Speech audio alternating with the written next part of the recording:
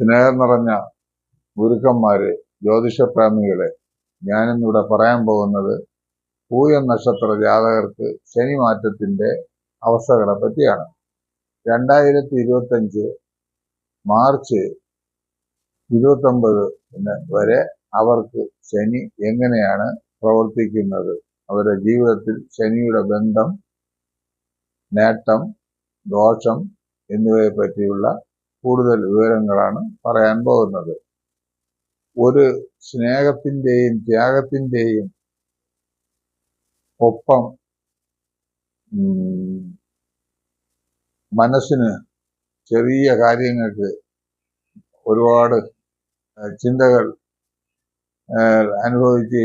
ചിന്തകൾ ഉള്ളതുമായ നക്ഷത്രമാണ് പൂയം നക്ഷത്രം. പൂയം നക്ഷത്ര ജാതകർ പൊതുവെ ത്യാഗസമ്പന്നരും മറ്റുള്ളവരെ എന്ത് നൽകിയും സ്നേഹിക്കുന്നവരും ഗുരുവിന്റെയും മാതാവിന്റെയും പിതാവിന്റെയും സ്ഥാനം ഏത് ദശയിലുള്ളവരും ആ സ്ഥാനം വഹിച്ച് മറ്റുള്ളവരെ സ്നേഹിക്കുകയും മറ്റുള്ളവരെ പ്രോത്സാഹിപ്പിക്കുകയും ചെയ്യുന്നവർക്കാണ്. പൊതുവെ ഇവരിൽ വിദ്വേഷം,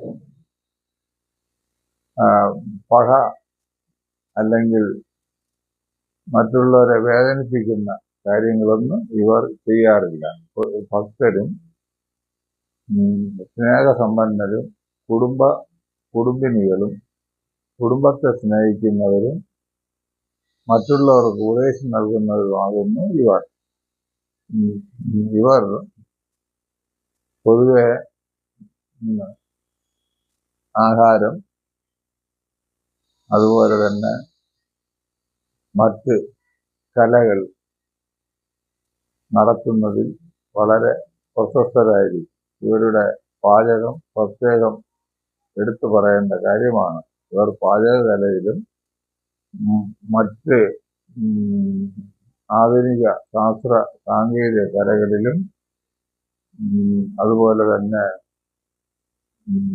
ടെക്നിക്കൽ സൈഡിലും നഴ്സിംഗ് പോലെയുള്ള സർവീസ് മേഖലകളിലും അറിയപ്പെടുന്നവരും അതിൽ ആത്മാർത്ഥതയോടെ പ്രവർത്തിക്കുന്നവരും ആയിരിക്കും.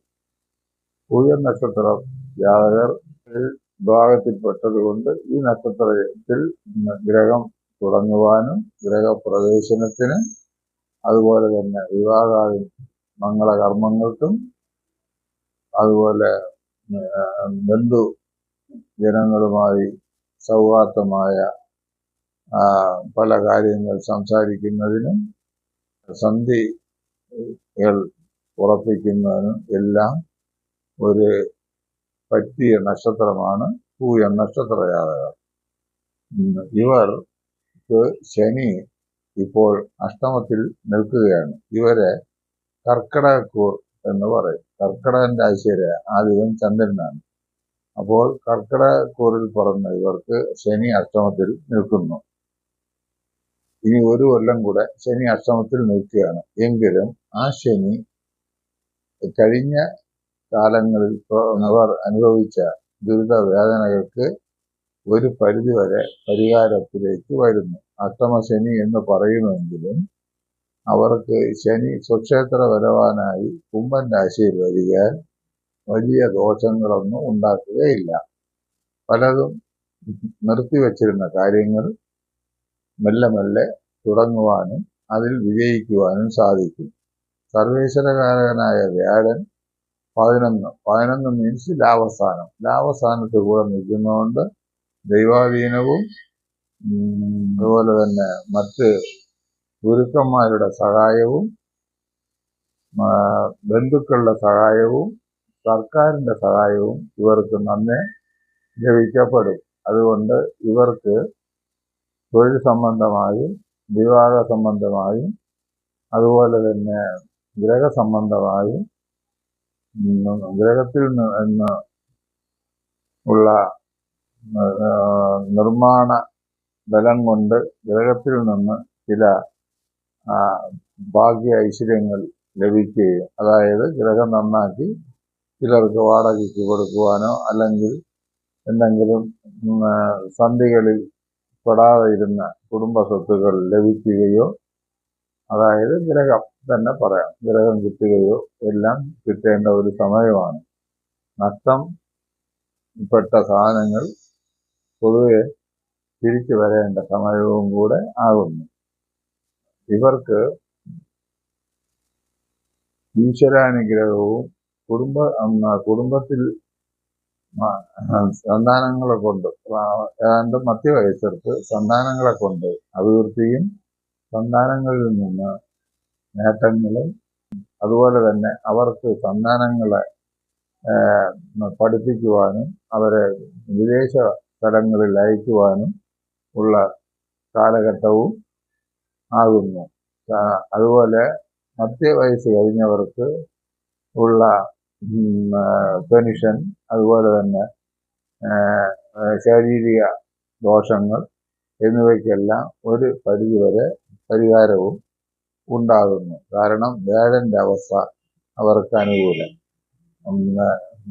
ശനി സർവേശ്വരകാരകനായ വ്യാഴൻ അനുകൂലസ്ഥനും ശനി സ്വക്ഷേത്ര ബലവാനായി നിൽക്കുന്നത് കൊണ്ട് വലിയ ദോഷങ്ങൾ ചെയ്യുകയില്ല.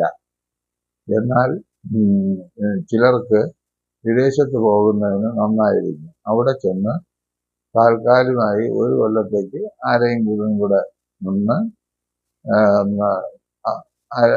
തൊഴിൽ പഠിക്കുകയും അവരുടെ കീഴിൽ ജോലി ചെയ്യുകയും ചെയ്യുന്നത് ഉത്തമമായിരിക്കും. അതുപോലെ വാഹനം വാങ്ങാൻ ആഗ്രഹിക്കുന്നവർ കുറച്ചുകൂടെ കഴിഞ്ഞിട്ട് വാഹനം വാങ്ങുന്നതാണ് ഉത്തമം. ചെറുകിട കർഷകർക്ക് കൃഷിയിൽ നിന്നുള്ള ആദായം മെല്ലെ മെല്ലെ വന്നു ചേരും. അതുപോലെ തന്നെ വലിയ വ്യവസായങ്ങൾ ചെയ്യുന്നവർ, കടമെടുത്തൊക്കെ നടത്തുന്നവർ കഴിയുന്ന രീതിക്കുള്ള കടം മാത്രം എടുത്ത് ബിസിനസ് ചെയ്യുന്നത് വളരെ ഉത്തമമായിരിക്കും. കുഞ്ഞുങ്ങളുടെ പഠനം രക്ഷകർത്താക്കളുടെ ശ്രദ്ധയാൽ നല്ല രീതിക്ക് കൊണ്ടുപോകാൻ സാധിക്കും. സാങ്കേതിക വിദ്യ അതുപോലെ തന്നെ മറ്റ് വിദ്യാഭ്യാസ മേഖലകളിൽ അഡ്മിഷൻ കിട്ടാത്തവർക്ക് ദൈവാധീനത്താൽ അഡ്മിഷൻ കിട്ടുകയും അവർക്ക് പഠിക്കുവാനുള്ള അവസരങ്ങളും ഉണ്ടാകും. അതുപോലെ വിദേശങ്ങളിൽ ആഗ്രഹിക്കുന്നവർ സാങ്കേതിക വിദ്യ പഠിക്കുന്നവർക്ക് എല്ലാം കാലഘട്ടം അനുകൂലമാകുന്നു.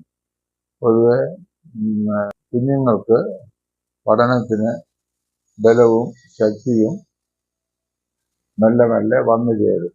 ഇടവിട്ട് ഇവർക്ക് ജലദോഷം, തുമ്മൽ, അലർജി എന്നിവയെല്ലാം ഉണ്ടാകും. എങ്കിലും ദൈവാധീനത്താൽ അവയെല്ലാം പരിഹരിച്ച് മാറ്റപ്പെടും. ഇവർ പൊതുവെ നേരത്തെ പറഞ്ഞതുപോലെ അധ്വാനികളാണ്. ഇവർക്ക് പാചകകലകൾ മുതൽ എല്ലാ ജീവിതത്തിൻ്റെ തൊഴിൽ മേഖലകളിലും പ്രശസ്തരായതുകൊണ്ട് ഇവർ അധ്വാനികളും ത്യാഗ മനോഭാവം കൊണ്ട് ജീവിക്കുന്നവരും മറ്റുള്ളവരെ സ്നേഹിക്കുന്നവരുമാകുന്നു. ഇവർ ജനിക്കുന്നത് ശനി ദശയിലാണ്.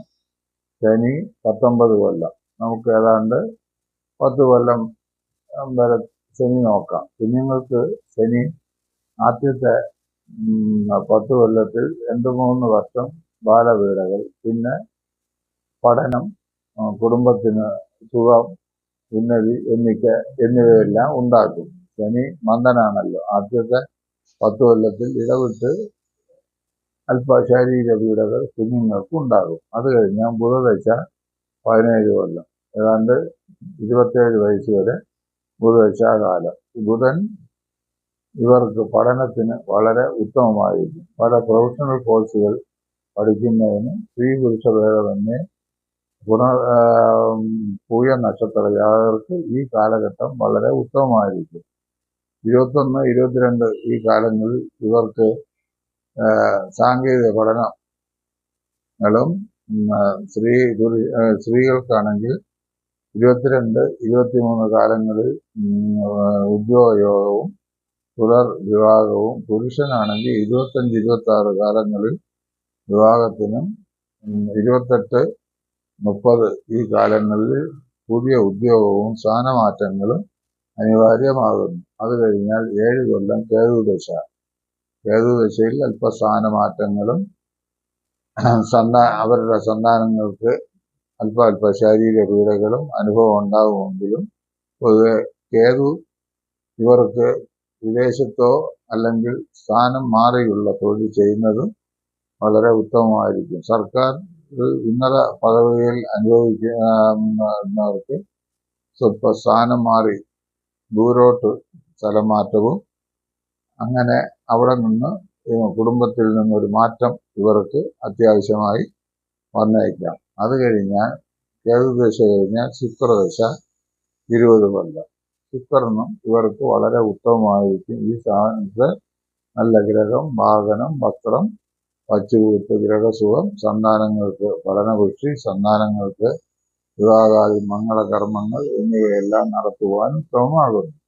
അത് കഴിഞ്ഞാൽ ആദ്യത്തെ ദശ 6 കൊല്ലം, അതും ഏറ്റവും ഉത്തമമായിരിക്കും. പിന്നെ ചന്ദ്രദശ 10 കൊല്ലം, അത് കഴിഞ്ഞാൽ ചൊവ്വ 7 കൊല്ലം. ഇങ്ങനെ ഇവരുടെ ദശാനാഥന്മാർ കടന്നു പോവുകയാണ്.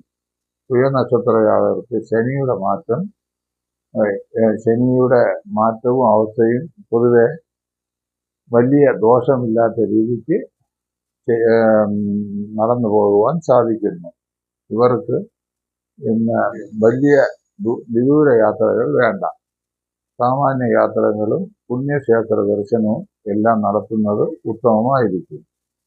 ഇവർക്ക് വിവാഹാദി സ്ത്രീകൾക്കും പുരുഷഭേദമന്യേ വിവാഹത്തിന് ഭരണി, പൂരം, പൂരാടം, പൂയം, അവിട്ടം, അനിഴം, മകയിരം, ചിത്തിര, ഉത്തിട്ടാതി എന്നീ നാളുകൾ സ്വീകരിക്കുന്നത് ഉത്തമമല്ല.